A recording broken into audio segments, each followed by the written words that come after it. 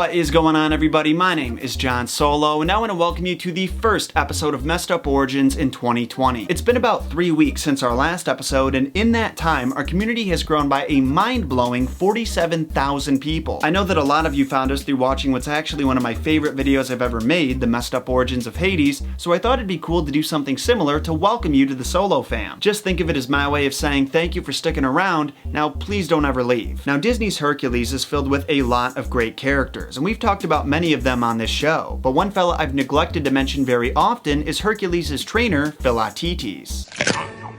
Call me Phil. I'm sorry, Phil. I've neglected to mention Phil very often, but there is a reason for that. His origins are a little more complicated than the other characters we've talked about, and that's saying something. You see, the Philoctetes from Greek mythology is a totally different individual than our pal Phil. Instead of being a trainer to heroes, he was a hero himself, a highly skilled archer who fought in the Trojan War. And his only connection to Hercules, or should I say Heracles, is that he lit the funeral pyre that killed him after he'd been poisoned by Nessus' blood. Phil was actually based on two other mythological figures, Pan and Chiron. Pan was the satyr god of the wild, and like Phil, he was a horn dog that enjoyed chasing around nymphs who would often disguise themselves as trees to avoid him, but that's basically where their similarities end. As for Chiron, he was a wise centaur who was known for training some of the greatest heroes in the ancient Greek world, and like Heracles, he had an excruciatingly painful death that was actually caused by Heracles. As always, make sure you hit that like button so I know you're enjoying these kinds of videos, and subscribe if you want more mythological and Disney content delivered to your sub box on a regular basis.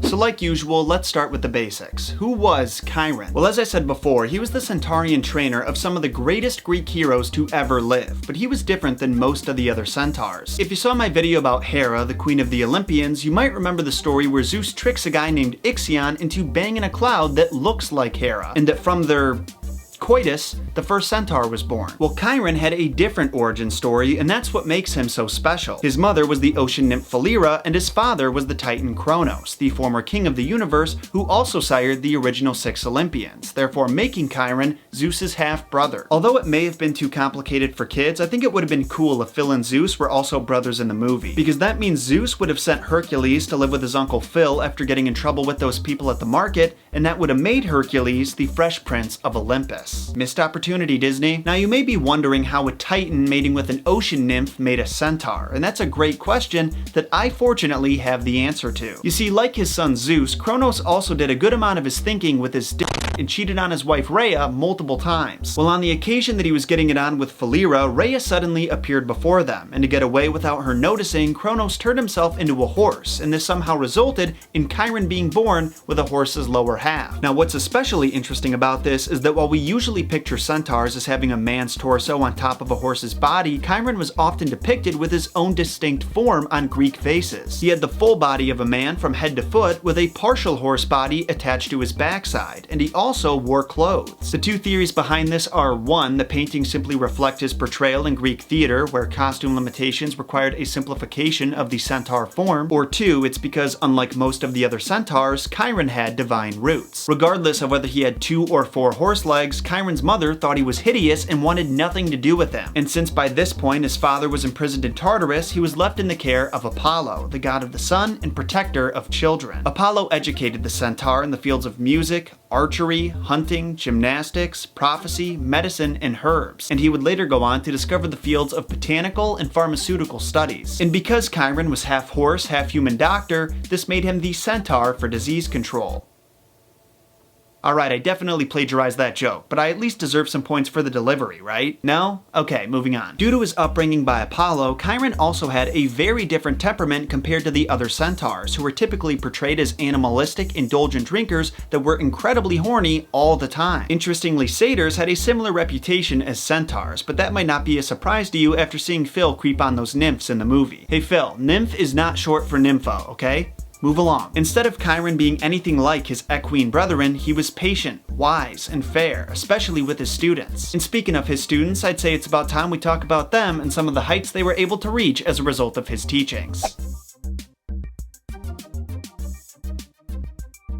In Disney's Hercules, Phil says he trained some of the greatest heroes in the history of Greece. Odysseus, Perseus, Theseus. A lot of yesses. Well, it's no coincidence that in real mythology, Chiron has the same names on his resume, but what I found the most interesting is that Phil acts like all of his disciples prior to Hercules were complete failures, when in reality, that wasn't the case at all. We all know from Homer's Odyssey that Odysseus was a highly skilled and clever warrior who managed to outsmart the gods on multiple occasions and, after a 10-year journey, reclaimed his throne as the king of Ithaca. Perseus was the son of Zeus, who beheaded the dangerous Gorgon Medusa and went on to become king of the city of Mycenae. And Theseus was the king and founder of the city of Athens, and he, similar to Heracles, completed several life-threatening labors that involved killing dangerous beasts. Phil acting like these guys were all failures makes about as much sense as him not believing Hercules when he said that Zeus was his dad. Zeus, the big guy, he's your daddy.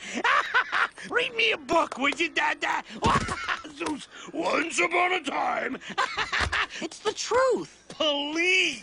If this was real mythology, Phil probably would have said something closer to, "You too, huh?" Another student that both Phil and Chiron share is Achilles, and as a matter of fact, the majority of the art that you'll see of Chiron includes Achilles, and may have even inspired some portions of the movie. The way Achilles ended up in Chiron's care was that his mother Thetis, another ocean nymph, abandoned him so she could live with her people. So his father Peleus, whose life was actually saved by Chiron years prior, brought Achilles to him to be cared for and mentored. Chiron taught Achilles about medicine, music, how to ride horses, hunt, and fight, and there's several notes about him feeding the young hero the entrails of lions, boars, and wolves. Not gonna lie, I kinda wish that was my diet growing up. I feel like I would have turned out more heroic. What I've gathered from reading some of the original texts is that this was Chiron's curriculum for all of the heroes he taught. There were some who developed specialties, of course, or who only went to him to learn a specific skill, but if Chiron was gonna raise you from a baby, that's what you were gonna learn. Some of you might recall me mentioning in my Hades video a guy named Asclepius who became so skilled in medicine that he learned how to bring the dead back to life. Well, guess who taught him in the field of medicine? Go ahead, guess. Time's up. If you said anyone other than Chiron, I want you to turn off this video and go stand in the corner.